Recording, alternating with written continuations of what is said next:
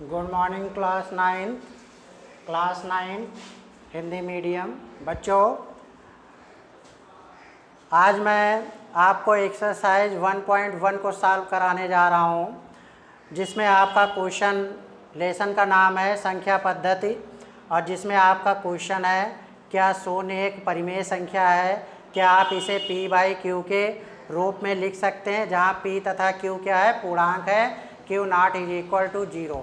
बेटा मैंने आपको परिमेय संख्या के बारे में बताया है कि परिमेय संख्या जो होती है वो आपकी क्या होती है, p बाई क्यू की फॉर्म में होती है। क्या होती है, p बाई क्यू के फॉर्म में होती है, where p q not is equal to 0। मतलब जहाँ पे q का मान आपका क्या होना चाहिए, 0 नहीं होना चाहिए। तो यहाँ पे जैसे आपकी बात करी जा रही है शून्य की, किसकी बात करी जा रही है, शून्य की बात करी जा रही है। अब ये बताइए, ये कह रहा है क्या शून्य एक परिमेय संख्या है और क्या आप इसे p बाई क्यू के फॉर्म में लिख सकते हो। तो आपने जितनी भी संख्याएं पढ़ी होंगी, जैसे आपने संख्याएं पढ़ी हैं 1 2 3 4 5 6 7, ठीक है। अगर आपसे कोई कहता है कि क्या ये परिमेय संख्या हैं, तो आप बताओगे यस कि ये परिमेय संख्याएं हैं। कैसे परिमेय संख्या हैं, क्योंकि हर नंबर के अपान में 1 छिपा होता है। ये 2 बाई 1 लिख सकते हैं, 3 by 1, 4 by 1, 5 by 1, 6 by 1 and 7 by 1।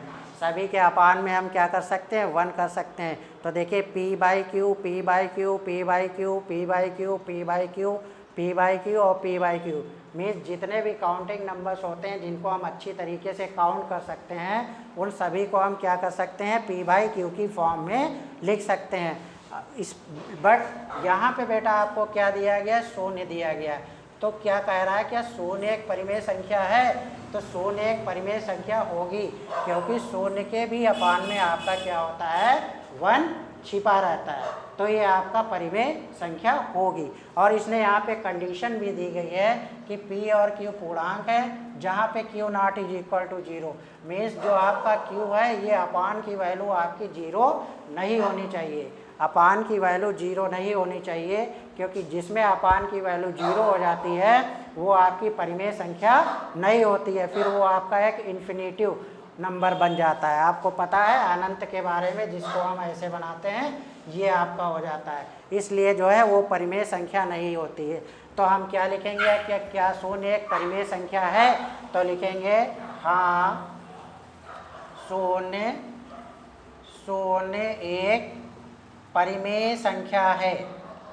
शून्य एक परिमेय संख्या है। और क्या हम इसे p बाई क्यू के फॉर्म में लिख सकते हैं, हाँ इसे हम p बाई क्यू के रूप में लिख सकते हैं,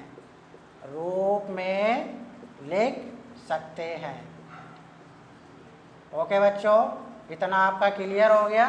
तो ये आपका फर्स्ट क्वेश्चन कंप्लीट हो गया। अब बेटा इसके बाद में हमें देखिए सेकंड क्वेश्चन दिया गया, 3 और 4 के बीच की 6 परिमेय संख्याएं ज्ञात कीजिए। अब देखिए आपने इसके पहले क्लासेस में पढ़ा होगा कि जब भी हमें परिमेय संख्या निकालनी होती थी तो हमको क्या करना पड़ता था, हम सबसे पहले उसको x लेट कर लेते थे, इसको y लेट कर लेते थे, फिर 1/2x प्लस वाई करके एक वैल्यू निकालते थे। फिर दूसरे समय टाइम जब करते थे तो इसकी जो वैल्यू निकली है उसको ये लास्ट की वैल्यू ऐड करके फिर 2 से डिवाइड करके उसकी नेक्स्ट वैल्यू निकालते थे। तो ऐसे वो प्रोसेस आपका काफ़ी लंबा चौड़ा हो जाता है। तो बेटा इसको करने के लिए अब जैसे यहाँ पे देखिए 6 परिमेय संख्याएं निकालनी है। अब यहाँ पे आप क्या करो, जब आप इसका सॉल्यूशन करोगे तो आप क्या करो, यहाँ पे 3 लिख लो और यहाँ पे आप क्या लिख लो, 4 लिख लो, ठीक है। अब बेटा आप क्या करिए, अपने गेस के अकॉर्डिंग आप इसको 7 से इंटू कर दीजिए। इसके अपान में 1 है तो इसको भी आप क्या करोगे, 7 से इंटू कर दोगे। सो सिमिलरली आप इधर भी 7 से इंटू कर दोगे और अपान में 1 इंटू आप क्या कर दोगे, 7 कर दोगे, ठीक है। ये हमारा करने का मेन पर्पज़ ये है कि हमें इसको लाइक फ्रैक्शन में चेंज करना। लाइक फ्रैक्शन मीन्स यानी जिसका डिनोमिनेटर आपका क्या हो, सेम हो। तो आप देखिए यहाँ पे 3 7 जा आपका 21 और बाई 7 1 जा 7, और इसको हम लिख सकते हैं 4 7 जा 28 और भाई 1 7 जा 7। अब देखिए बेटा इसमें भी डिनोमिनेटर 7 और इसमें भी डिनोमिनेटर 7, आपके दोनों एक जैसे डिनोमिनेटर हो गए। जब आपके डिनोमिनेटर यहाँ पे सेम हो गए सो आप क्या करोगे, इसके बिटवीन संख्याएं आप अच्छी तरीके से निकाल सकते हो। 28 भाई आप 7 रख लोगे। अब देखिए इसके बीच में 21 से 28 के बीच में जितनी भी बीच की संख्याएं होंगी वो आपकी सारी क्या हो जाएंगी, सारी की सारी आपकी परिमेय संख्या हो जाएंगी। अब देखिए 21 के बाद में क्या आता है, 22 आता है, फिर 23 आता है, 24 आता है, 25 आता है, फिर आपका 26 आता है, फिर आपका 27 आता है। ठीक, लास्ट में 28 आपका ऐसे ही हो गया। तो देखिए कितनी संख्या हो गई, 1 2 3 4 5 एंड 6। तो आप यहाँ पे आंसर में क्या लिखोगे, यहाँ पे जब बेटा आप आंसर लिखोगे तो आंसर लिखोगे कि 3 और 4 के बीच की 6 परिमेय संख्याएं बराबर 3 और 4 के बीच की 6 परिमेय संख्याएं बराबर आपको क्या मिलेगा, 22/7, 23/7, 24/7, 25/7, 26/7 एंड 27/7। ये आपकी 6 परिमेय संख्याएं हो गई। तो बच्चों ये आपको क्वेश्चन बहुत अच्छी तरीके से समझ में आया होगा। अब इसके बाद में हम लोग चलते हैं नेक्स्ट क्वेश्चन थर्ड पे। इसके बाद में आपको थर्ड क्वेश्चन देखना है।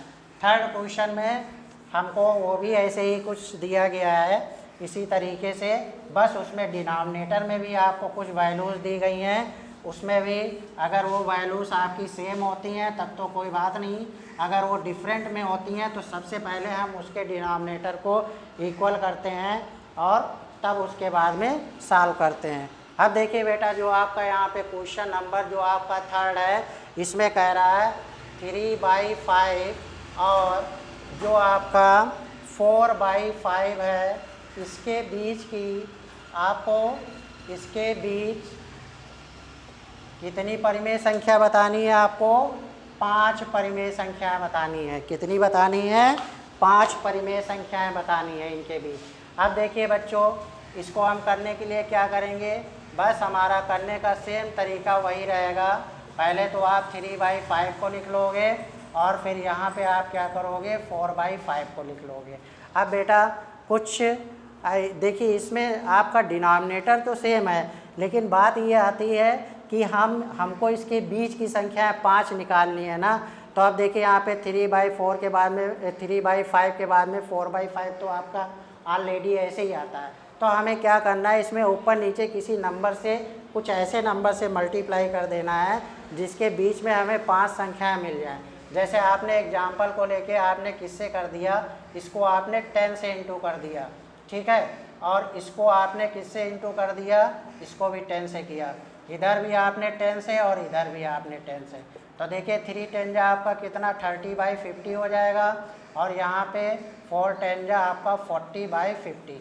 अब बच्चों देखिए लाइक टर्म दोनों बन गए ना, इसमें भी डिनोमिनेटर 50 है और इसमें भी डिनोमिनेटर आपका 50 है, ठीक है। अब आप क्या करोगे उसी तरीके से लिख लोगे 30/50 और यहाँ पे आप क्या कर लोगे 40/50। आपने ऐसे कर लिया। अब बेटा आपको क्या करना है, इसके बीच में देखिए कितने नंबर्स लाइक करेंगे 30 और 40 के बीच में, एक तो 31 होगा, एक क्या होगा आपका 32 होगा, एक आपका क्या होगा 33 होगा, फिर 34 होगा, 35 होगा, फिर आपका 36 होगा, 37 होगा, फिर आपका 38 होगा, फिर 39 होगा, ठीक, और लास्ट ये नंबर। अब आपको 5 नंबर्स बताने हैं तो आप 5 नंबर्स शुरू का ये 5 भी लिख सकते हो या पीछे से भी आप इसको भी लिख सकते हो। मीन्स कहने का है आप किन्हीं भी 5 नंबर्स को इसमें से ले सकते हो। ठीक है, हो सकता है बुक में आपके यहाँ से लेकर यहीं तक आंसर हो या पीछे से 5 नंबर दिए गए हों, तो आप उसको लेकर कंफ्यूज ना होइएगा, ये आप ना सोचिएगा कि आपका आंसर बेटा गलत है। ठीक है, अब जब हमें बिटवीन नंबर्स पता चल गए तो आप कोई भी 5 नंबर्स लिख दो। तो यहाँ पे आप आंसर लिखोगे 3/5 और 4/5 के बीच की 5 परिमेय संख्याएं बराबर आपकी कितनी हो गई? 31/50, 32/50, 33/50, 34/50 एंड 35/50। ओके बच्चों, तो ये आपने 5 संख्याएं इनके बीच की लिख ली। तो बेटा ये आपके क्वेश्चन नंबर 3 का सलूशन हो गया एक्सरसाइज 1.1 में। अब बच्चों इसके आगे आपको क्या करना है, इसके आगे इस एक्सरसाइज में और भी जितने बचे हुए क्वेश्चंस हैं उनको आपको बहुत अच्छी तरीके से सॉल्व करना है। और अगर आपको कोई दिक्कत होती है तो आपको मुझे यानी कि बताना है मैसेज के थ्रू या कॉल के थ्रू। Okay, thank you.